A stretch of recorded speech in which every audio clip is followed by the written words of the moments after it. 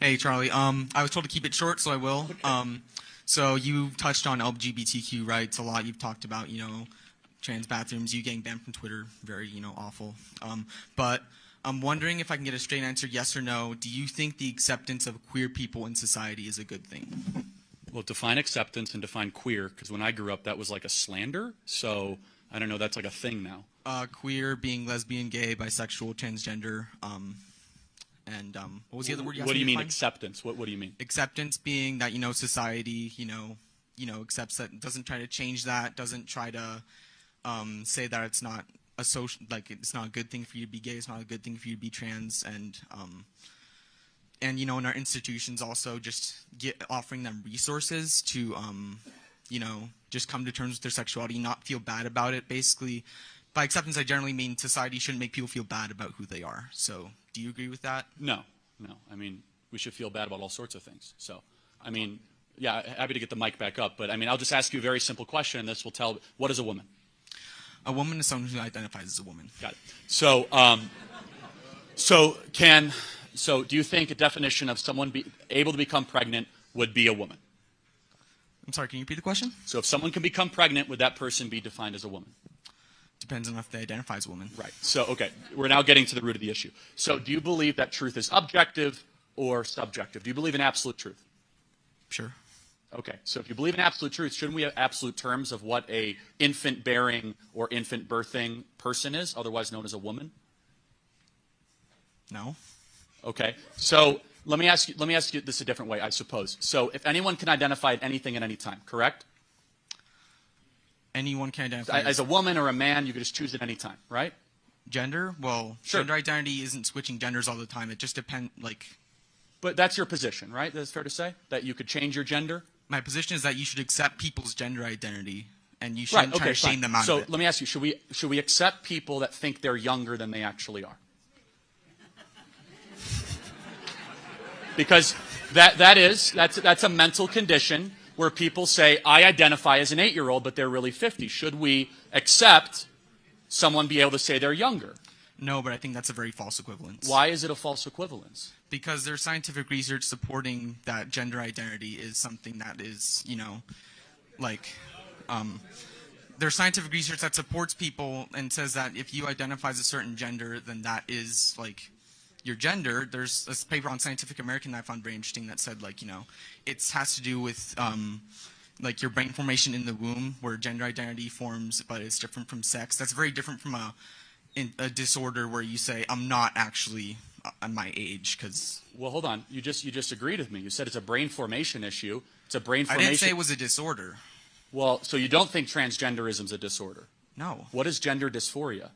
Gender dysphoria is when you're very uncomfortable with your own body, and that usually relates to gender, and that can usually be treated if you choose a transition to... Right, so it's a mental condition, right? Gender dysphoria is, but transgenderism is not. What's the difference? The difference between gender dysphoria and transgenderism? Yes. Being transgender means that you don't identify with the gender you're born with. Gender dysphoria means you're uncomfortable with your body. So they're two different things. No, so you cannot be, quote-unquote, transgender without suffering from gender dysphoria. So let me ask you one more question. So you believe that we can dictate pronouns. Can I choose my adjectives? Can I decide to be, super rich? Or, can I decide to be small? Is there anything objective that we have to actually admit? Or can you just change anything at any time? I think people should have the right to determine their pronouns.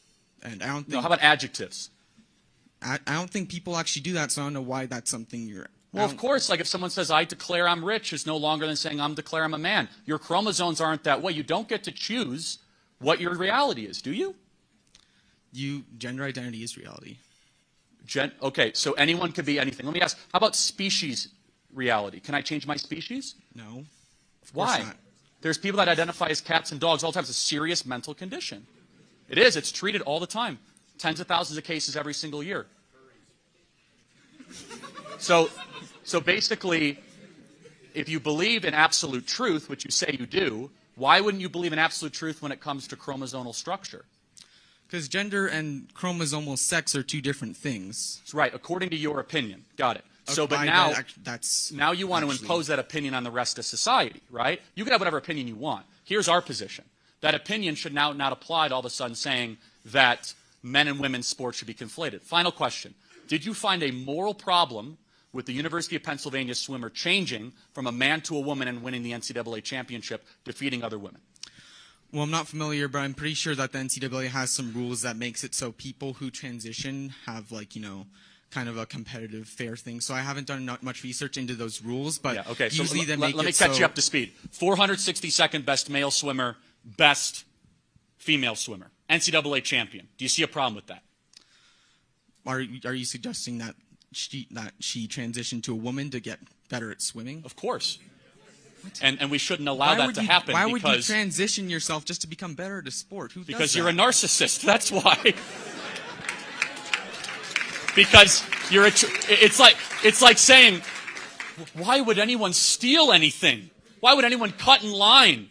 People do bad things. It's not up to us as society to accommodate the rules for your impulses to go do bad things. Last question. Do you think there's differences between men and women?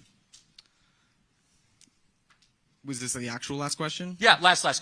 I'm curious. No, I'm curious because I can't believe you're paying for this. It's like so interesting.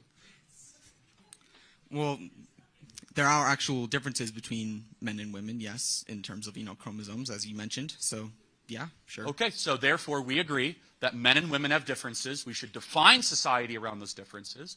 And one of those differences is that women they have lower testosterone levels, and they could be easily exploited by men, which is what happens far too often, and it's incumbent on men who have higher testosterone levels, who are physically stronger to protect women against the exploitation of men who think they are women. That's a moral question and a moral claim.